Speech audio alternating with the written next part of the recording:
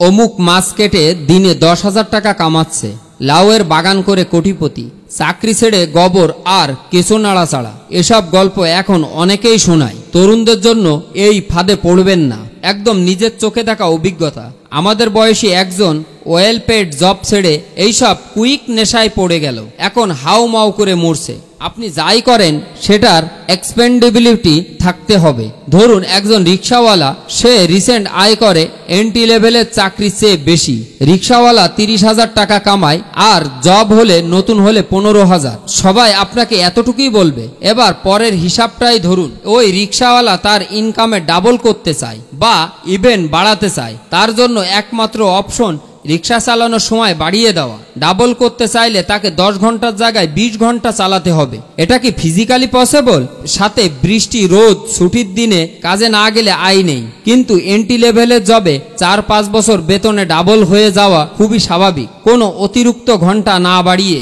আপনি যে কাজটা করতে চান সেটা তো ভালোই হবে। ফেসবুক এবং লাইক খোরদের লেখা পড়ে আপনি সিদ্ধান্ত নিলেন বাজারে বসে মাছ কাটবেন, চাকরির ডাবল ইনকাম।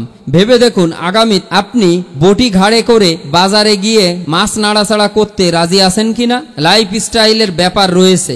আপনার যখন তেমন ইনকাম ছিল না, আপনি বাইক চালাতেন, সামনে টাকা হলে গাড়ি কিনবেন। কিন্তু এসব কাজ করে কি গাড়ি চালিয়ে ঝালমুড়ি বেচতে যাবেন? চাকরিজীবী বা ডিসেন্ট লেভেলের উদ্যোক্তা হলে আপনি তার সাথে একটা লাইফ স্টাইল আর নেটওয়ার্ক বাই ডিফল্ট পাবেন। এটা খুবই গুরুত্বপূর্ণ। ধরুন আপনি একটা স্যানিটারি কোম্পানির মার্কেটিং জব করেন। আপনি আজ সেই ভার্সিটিতে, কাল ওই ঝকঝকে অফিসে B2B ডিল করতে যাবেন। কত হাই স্কিল লেভেলের লোকের সাথে পরিচিত হবে, কন্টাক্ট বিনিময় হবে। কিন্তু আপনি টাকা রেখে রাস্তায় মুড়ি নিয়ে দাঁড়ালেন।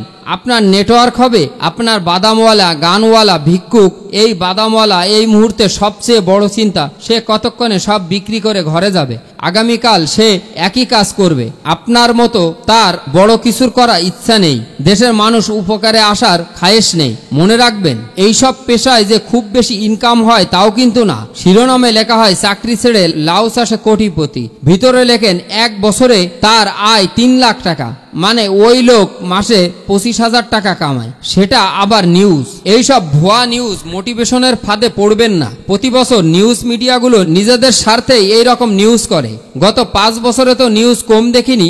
আইফোন হাতে বাদামওয়ালা, DSLR হাতে, তারা এখন কোথায়? তারা এখন সেই রাস্তায় বসছে না, আর এরকম আয়ও করছে না। তাহলে এগুলো রিয়েলেবল পেশা হয় কিভাবে? কোনো কাজই ছোট নাই, কিন্তু সব কাজই আপনার ফিল্ড নাও হতে পারে। আপনার কাছে খুব একটা ভালো প্ল্যান আছে, কিন্তু 50,000 টাকার জন্য আপনি এগোতে পারছেন না। এখন আপনি যদি মাছ কুটে বাদাম বেচে এই 50,000 টাকা জোগাড় করে ফেলতে পারেন তাহলে সেটা ঠিক আছে। কিন্তু যেভাবে এই পেশাকে সরকারি বা একটা ওয়েল পেড চাকরির বিকল্প হিসাবে দেখেন, এটা মোটেও সত্য।